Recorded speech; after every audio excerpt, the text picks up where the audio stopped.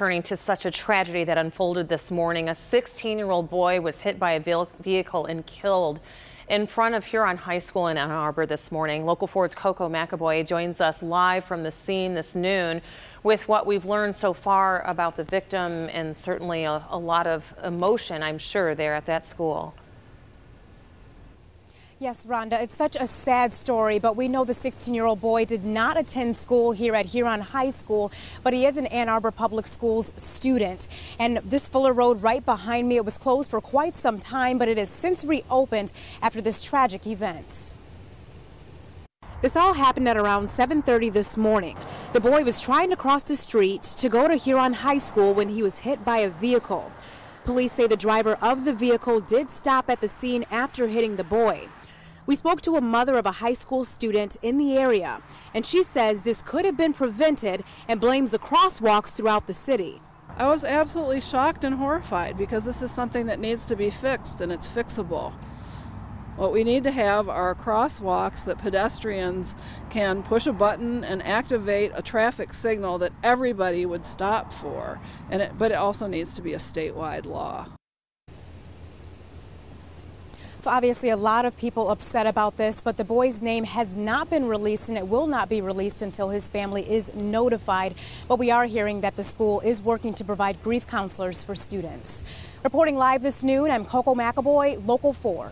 All right, Coco, thank you. We also want to keep you updated on other breaking news we're following, and this is about Volkswagen, as a federal judge has approved the German automaker's record-setting settlement. The approval means that Volkswagen will pay $14.7 billion in connection with the company's diesel emissions scandal. Volkswagen will spend $10 billion on buybacks and owner compensation, with the other $4.7 billion going towards programs to offset excess emission. The stage is now set for Daniel Clay, the man accused of murdering Chelsea Bruck in Monroe County 2 years ago, to learn if he will stand trial. Evrod Kasmi has been following the developments in court from this morning out of Monroe County, joining us now live in the newsroom with the very latest in the case. Evrod? Well, Rhonda, tomorrow marks 2 years since Chelsea Bruck disappeared after a Halloween party in Monroe County's Frenchtown Township. And this morning, the man charged with second-degree murder in her death was in Monroe County Court, as you mentioned. That man, of course, being 27-year-old Daniel Clay, and he was recently ruled competent to stand trial. He was arrested just this past summer when his DNA taken after his arrest in a theft case matched DNA found on the Halloween costume Chelsea Bruck was wearing when she disappeared. Now, that costume was found in April of 2015. The body of the 22-year-old woman was found just 2 weeks later. Daniel Clay reportedly confessed to the killing in a conversation with his girlfriend after his arrest. Clay questioned that no bond be set, and actually requested that no bond be set and that he should stay behind bars. Today's probable cause hearing was brief. It lasted less than a minute. Clay's preliminary examination hearing was set for next Wednesday, November 2nd. Now, Daniel Clay is also facing charges in a home invasion and rape case. That will also proceed to the preliminary examination stage next week. If Clay is tried and convicted in the two cases, he could face up to life in prison. Of course, we'll keep you updated. All right, Evrod, thank you. We do want to get over to Brandon and talk about this forecast for today, because, Brandon, we started out in the 20s in some locations this morning. That is where I'd like to start, because even though it feels a little bit cool out there now, let's just reflect back on where we were some hours ago. These are morning low temperatures. Look out in Ann Arbor, 26 degrees. We'll give you a close hand look here at where you were this morning. How about 31 in Howell, 32 in Monroe, morning low of 31 down in Adrian, 34 in Pontiac, 35 was the official morning low at Metro Airport. So we've done some good work here. We're all the way back to about 50 degrees at Metro Airport. Not quite there everywhere.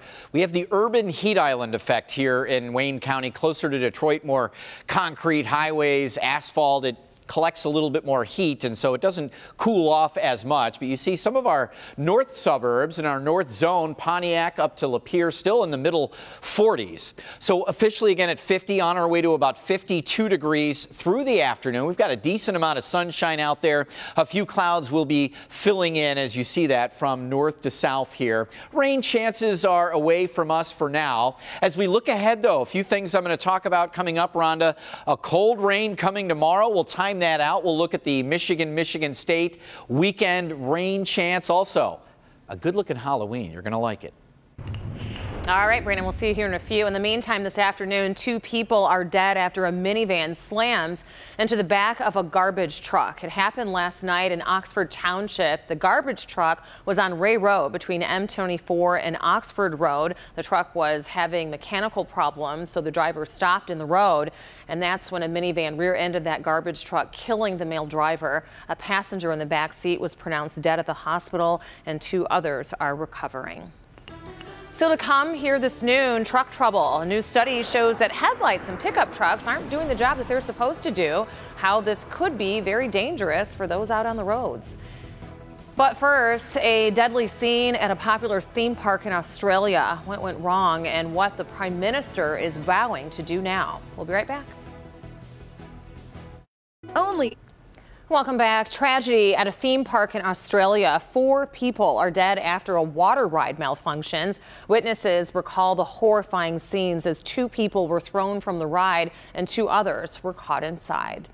We saw this daughter cry and we think it was her mum that was involved in the accident. Flipped, and obviously there were kids on board screaming while their mum was like trapped under.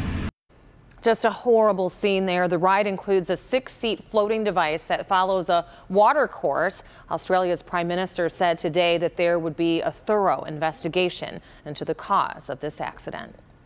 Over in France, crews are continuing to work on dismantling a migrant camp known as the Jungle, with thousands of migrants still in their tents. The camp housed as many as 10,000 migrants this summer, but has been busing out thousands over the past few days. Close to 4,000 migrants remain in the camp as authorities work to move them out of their homes ahead of the scheduled demolition. An alert for pickup truck owners. Headlights on these trucks performed poorly in new tests by the insurance industry. 7 of the 11 small and full-size pickup trucks tested earned the lowest score possible, which is poor. Excessive glare was a problem on nearly every model. The 2017 Honda Ridgeline earned the highest rating for the headlights on its most expensive models. Still to come, Halloween is exactly 1 week from today. How to get a costume that will turn heads and not cost a lot of money. Brandon? All right, looking pretty good here in Pure Michigan today, but a cold rain is on the way, and we'll have that for you next. He's the teenage boy whose life-saving journey captured hearts all across the country. Want to stand up? We first introduced you to Trevor last year as he waited for a new heart and then finally got one. At first, everything seemed perfect. He did well for the beginning part of the year. And now, a crushing setback. My legs just felt weird, and then eventually they got weak. Tonight at 11, what happened to Trevor? The mysterious illness no one, not even doctors, can explain.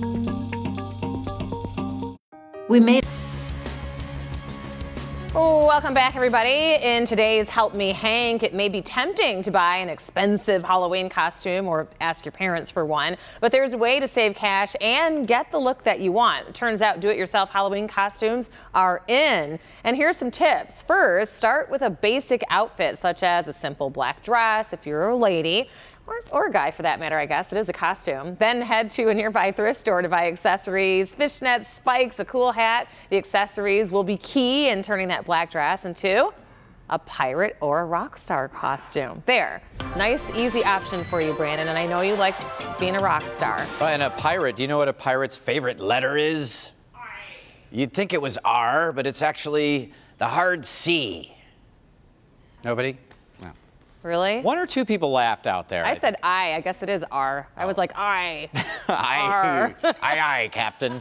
Here's a look at your 4-zone numbers out there right now. Good afternoon. Hope you're having a good one. It's 50 in Detroit in our metro zone. Howell, our west zone, is at 48. North in Port Huron, 48 as well. In Monroe at 49 degrees.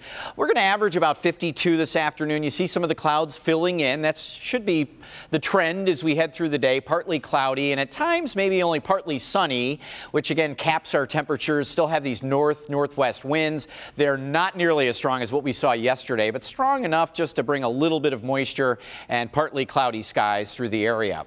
It's going to calm down and clear overnight, so 37 degrees in the city. That means near freezing in many of your neighborhoods as you head into Wednesday morning.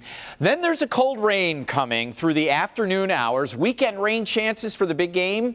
Yes, but it's going to be early on Saturday, so when you're driving out to East Lansing or perhaps early tailgating, may get a couple of drips, but I think most of the day will be dry. Can we warm up for Halloween?